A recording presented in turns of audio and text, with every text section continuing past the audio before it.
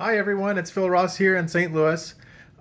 Just going to walk you through what I do to a reed from the blank on. I'm going to scrape it out for you. Uh, Before I get started, I want to talk a little bit about some of the equipment that I use and how I get to the blank and what I look for in making a good blank. And then we're going to scrape the reed out. I like to make reeds real quick, especially this day and age. What I do is primarily I set up these gouging machines and have cane soaking in there. And when I go to make a reed, I'm really primarily these days focused on just testing how the gouge is working. And I look for things like response and how big the tip opening is and if it's going to cooperate with me pitch wise and that kind of stuff. So, like I said, here's the gouging machine. Want to make sure all my measurements are good. So next I go to tie it on, and when I fold the cane over, I want to make sure there's a nice flat fold. I don't want anything that's bulgy and open. I want it to be nice and flat. When I tie it up to the blank, let's see if this will show up. I want it to look like that. So it's not broken open. I know it's not really focusing, but you can see where it's not just a giant football or balloon. It's pretty flat right there. Now there's still plenty of contour. It's not going to be too weak by any means. I've got all my knives set out. You obviously don't need this many. I don't even use that many.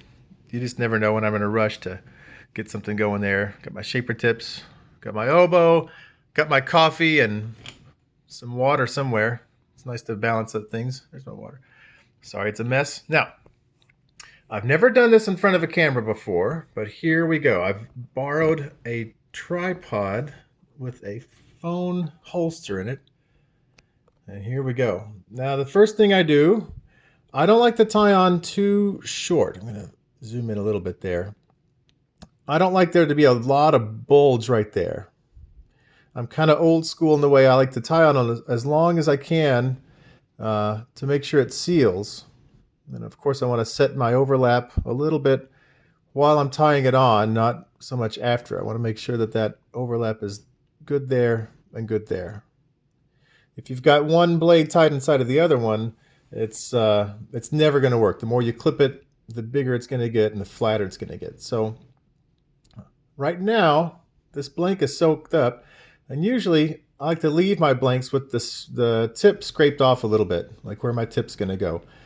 This time I just soaked this up. I just tied it up a couple of hours ago, or less. So it ought to be good to go. Feels good. So I'm going to start off with kind of my rough and tumble knife, I like to say, to get the bark off. And really, my thoughts on scraping on a reed. Oh, this is going to be awkward to scrape on. I think of a left half and a right half. Now, I don't like to leave a huge spine in the middle, but there always is one. And I think that's important. If you have too much of a spine, you're going to have too much stability, and it's going to keep you from doing a lot of good things. And no spine at all may cause some other problems. So first things first, I'm going to start scraping where my tip's going to go. Now, I don't know how to get my arms around this thing so you can see me. Oh, if I tuck up under there, let's see if that'll work. Wow, this is really weird. So usually I scrape pretty quick. I like to take a lot of cane off at a time. And I'm really starting down here where the bottom of the tip is, and I want to scrape it all the way off. Now, if I were less in a hurry, I would probably do the opposite. I'd probably actually start up here at the tip and just work my way down for each stroke. That's going to make you the better reed. Oh, you couldn't see that because I was off the camera, wouldn't I? All right, I'll show you this on this side. If you just start up here at the tip and work your way down, and every scrape going off, that's going to give you probably a better reed. But since I'm in such a hurry, starting from the tip is going to require me to define the bottom of the tip later on. And I'd kind of like to get that out of the way first because it's hard to do later. It's easier to go and thin the end of the tip later, I find. So at least right now, I've gotten in the habit of scraping right off there, coming on this side, scraping right off there. And that's pretty good. I've got most of the cane off. I'm ready to move on to the rest of the reed. So at this point, I'm just going to go ahead and scrape the bark off. I like to keep my knife flat in the middle of the right side and flat in the middle of the left side. And I'm not doing a very good job at that this time, since I'm trying to get this thing into the camera so you can see. But I don't really want to go all the way down just yet. I rarely do go all the way down to the tip. So let's start up here towards the tip. Not blending too much right now. I think one of the more important parts of the reed is the definition between the heart and the tip. And that's going to give you all kinds of good things as long as we don't go too far. Whoops. Just about knocked my water over there because I can't see what I'm doing. Now, also, gotten myself into a good habit, I think. Sorry, bumping this camera. Of sharpening my knife before I set it down after I'm done working on it. That way, every time I pick up my knife, I know it's going to be sharp. Or hopefully. Now, to open the reed up, there's a couple of ways you can do it. You can stick a plaque through the side and rip it up. I used to do that. Now I've got a few cutting blocks. I've got this real nasty one here. It's real pitted in. I don't know what it feels like, a incredibly rough sandpaper. And that's just what I use. I take an old pocket knife like this, and I just cut it open. Just enough to get it open, not taking too much off. And at this point, it ought to make a sound. Yeah. Now I'm going to have my better cutting block for the real clipping and a better knife. I have a knife I use just for clipping. There's no burr on it. It really is just a razor. It is extremely sharp. And I try my best not to slice my fingers open on it. But, you know, every once in a while that happens. So I'm going to put my plaque in here. And I can see, well, with this camera, I have really done a number on the tip here. Look at this. Oh, my tip's mostly gone. Well, that's not going to stop me from making this reed, because I really want to see what this gouge is doing. So I'm going to take my knife and I'm going to kind of do what I did at the start. Now I'm going to work on the right side, and I have a habit. I kind of move the plaque over to the right a little bit as I'm working on the right side. Because if it's too far like this, now that's a good way to get your sides nice and thin, but it's also a good way to rip that tip right off. So I'm going to try to protect the tip a little bit at this point. I'm going to go in here at the bottom. Let's kind of get that started, get that definition started. Now there's lots of different ways to use a knife.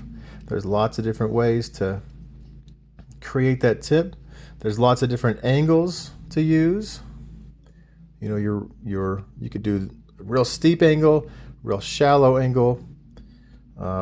Really, it comes down to what works for you and your instrument, because the different angles you use there, that's gonna alter some of your notes there. So if your oboe's nice and up in pitch, I'd say go for a little bit steeper of an angle. Kind of helps mellow things out a little bit. I'm sorry, I'm scraping off the camera here. I'm trying my best to do both, and it is tough. So I'm not so concerned yet about the thinness of the overall tip. I'm kind of focusing back here. I'm going to go back later, and then we're really going to do the tip. We're going to make the tip from the end of the tip back. But for now, I'm really trying to get these corners right down here. Well, I don't know if you can see. Let me see if I can point out the corner on the very outside there. I want that corner to match that corner. And I want, you know, it's important that these two are pretty close, but I really want this one and the one directly across from it, this one behind it, to match. Same for here and here. So I'm going to look at this a little bit closer to my own self so I can see what I'm doing. Make sure they match. And it doesn't have to be super thin yet. That's not the important part. And typically I like to make my reeds really fast. So I've kind of got a tip laid out. Boy, I don't know how to do a silhouette kind of a thing. I'll do that later on. I'll take the phone out of there and show you that. But there we are. Now I'm going to see where we are. Let's see sound-wise where we are. Okay. Got some rattlies. Most of that's because I knocked the tip off. But it feels really good so far. So I'm going to go in here, and I'm just going to very lightly, and with a really fast stroke, I'm just kind of think of a quick dusting this off. And all I'm doing is just rotating my wrist real quick there. Put your finger there or finger here. Just a quick rotation. And the longer your rotation is, the longer your back will be. And I'm going to do this on both sides. I'm not really going to put what they call the catch in there yet, at least not on purpose. Just kind of getting an idea of where the back's going to go. Because believe it or not, every part that you scrape will have a function. And we're not going to know what we need to do until we really get this reed clipped up to C and stick it in the oboe. We can get an idea, but you can do a lot of things with the back. You can collapse a reed if you need it smaller. There's a place you can scrape in the back that will actually open the reed if you need it a little bit more up, a little more bigger opening, I mean. So right now we're just going to try and go a neutral scrape. So on the side there's not a lot of cut in. Now this is open at the top because of I ripped all the corners off while it was a blank, so I'm not worried about that. That doesn't bother me. It would bother me if I still had all the cane intact there, but since I don't, meh, we'll be okay. So I'm going to clip it up to pitch.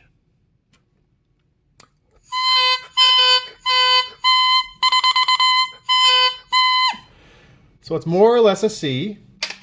That's good. I like it when it comes up. If you have to fight with your reeds to get them up to pitch, that's a bad sign. Nobody likes to fight with getting their reeds up to pitch. Now you can see, I hate that big gap up there, but it is what it is.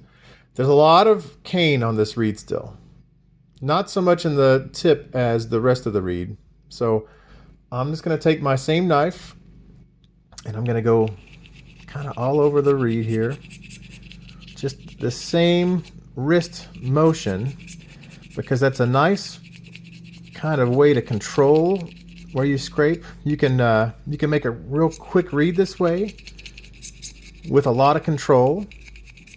I'm not using any pressure whatsoever down. I'm just doing these real fast things. I'm trying to stay to the right side and to the left side.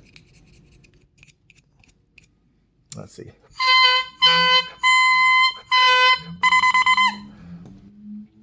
Now it's very important. This is one of my biggest tips I could possibly give you is when you're testing the reed with your mouth and you're listening and you're trying to see what the pitch is, resist the urge to manipulate the reed with your mouth. We all want it to be a C, and we can make it a C.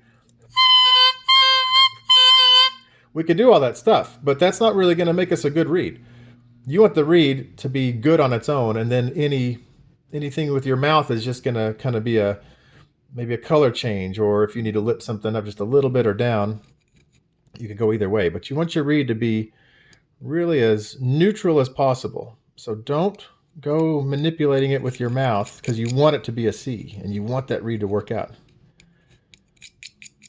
I want this reed to work out because I think this gouge is going to be really good.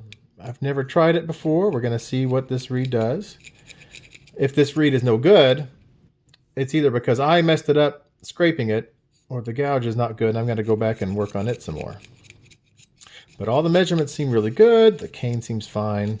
It's not the best cane in the world, but I'm not a big believer in having to spend $500 a pound on cane. Not that the cane is that expensive, but you know what I mean. All right, we're going to try it again. I just don't like that big gap. I will make another read from this gouge to make sure that that's not an issue, but... So you hear that? The crow is almost there, but as I pull the reed out of my mouth a little bit and play more towards the tip to get a beep, to me the pitch goes down. And I really want them both to be a C for the way I play. Certain oboes you can get away with a lower reed, or sometimes you have to have a higher one. And another thing I like to do that's kind of weird, I like to squeeze on it a little bit here. Not enough that you're going to crack it, but if you squeeze on your reed some, this is another trick of how you can make a kind of a broken in reed on day one. That's going to get rid of some of the stress that the reed is under. So, and almost all the time you would think by squeezing it, it would be sharper. But a lot of times you take that stress out of there and it's going to lower itself. So we're going to clip it up. And I'm seeing that my battery's almost dead on my phone. That's awesome. So we're just going to speed through this. There's a couple of tricks we know of while we're playing it with the oboe. So don't be alarmed. I don't care what it sounds like. I'm just going to play it and see how it feels right now.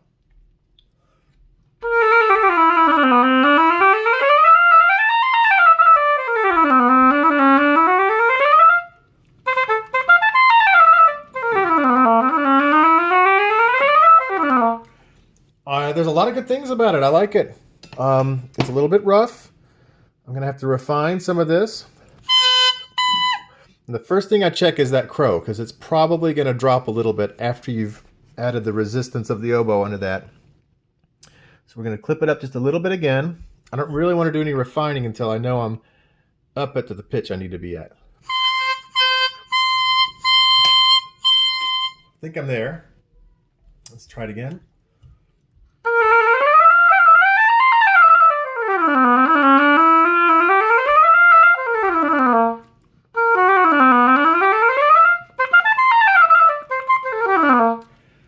And when your reed is up to the pitch, your intervals just kind of fall right in place. You don't have to squeeze them. You don't have to manipulate them.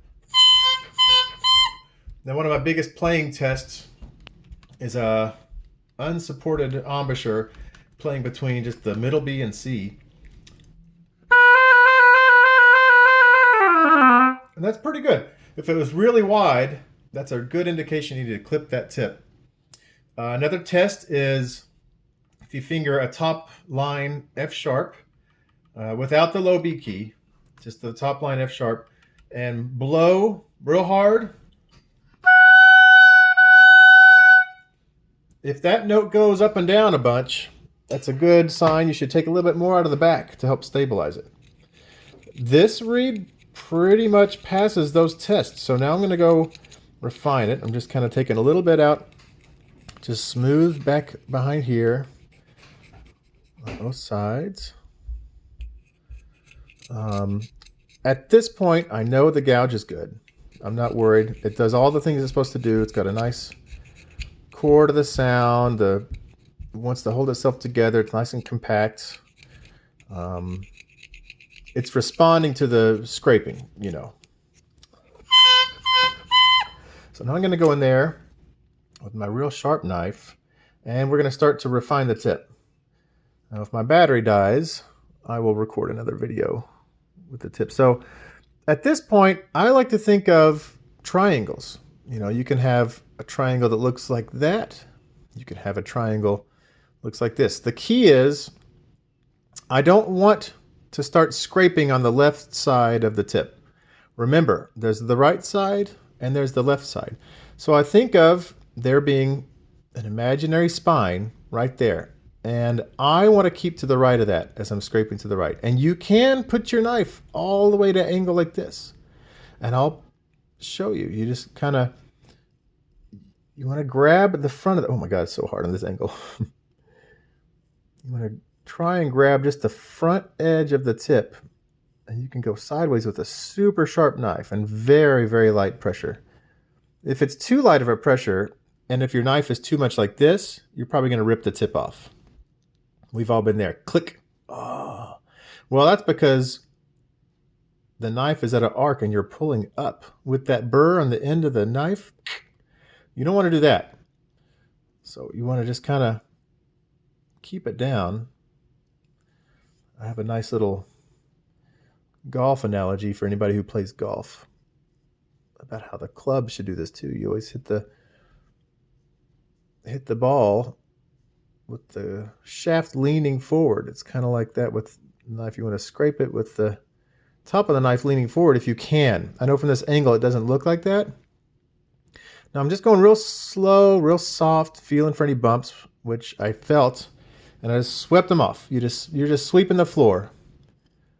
And any high bumps are going to get hit first. And the whole idea is just to smooth that tip out. Just kind of dust it off, sweep it off. Right side, left side. I'm trying to get this in the camera and look at the reed at the same time. But I only have one eyeball on my reed now and one eyeball on the camera. It's kind of messed up. Now, we'll see if we help this reed or hurt this reed. I'll probably have to clip it again and maybe make some other adjustments. Oh yeah, it's really low now. And when I clip the least amount possible. Now I know that's not going to be up to pitch yet.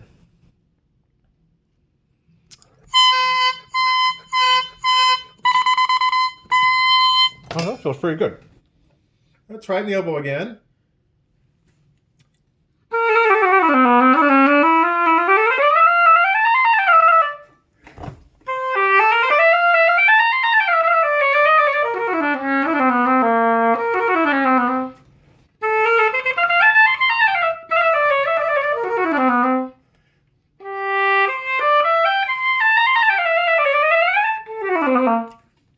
It's getting there. It's pretty nice. I think I'm going to keep it. So those are kind of the thoughts I put into a reed. And the final opening is I like him on the small side like this. I really do. Now, if you want it a little bit bigger, you can tie on probably a little shorter, would help you get a bigger opening. I just like kind of small, compact reeds. The hall I play in is a very lively hall, so I just need a nice color. I'm not worried about projecting out at all. And now that we're not working, I really don't care about a reed that projects well. So here we are, nice small reed. You know, you've got your tip, and there's a million things you could talk about with the tip. You know, really you want the end of the tip to be the thinnest part of the reed. That is the #1 rule of reed making. If you want some more stability, you can define a little bit more, especially towards the sides there, those corners down on the bottom. You can take a little bit out of the back. Now that's going to add resistance too. So you might like that, you might not. I never, ever, ever want to go aim for sound with the reed. I feel like when everything works, the sound will be there and it's going to sound like you. That's what you want to do. You just want your reed to sound like you do, like what you hear in your head. I believe in a pretty smooth transition from the back to the heart. Sometimes if there's too much of a bump there, I might take a little sharp knife and kind of go backwards a little bit. That just kind of frees up the reed a little bit without going crazy. Nice and smooth. And, you know, typically with a real sharp knife, a fresh gouger blade, you know, if you're not just pushing really down hard into the reed, it's probably not going to change much between today and tomorrow. You know, a real sharp knife, you're cutting as opposed to compressing the cane. If you compress the cane, let it dry out, and you stick it back in the water, poof, it's going to be big again. So I'm a big advocate for a sharp knife. And yeah, this is just old, cheap, gross cane, but made a good read. So I'm happy with it. And, you know, you have our information. If you got any questions, we're here. We'll see you at camp. All right. Thank you, everybody. Bye.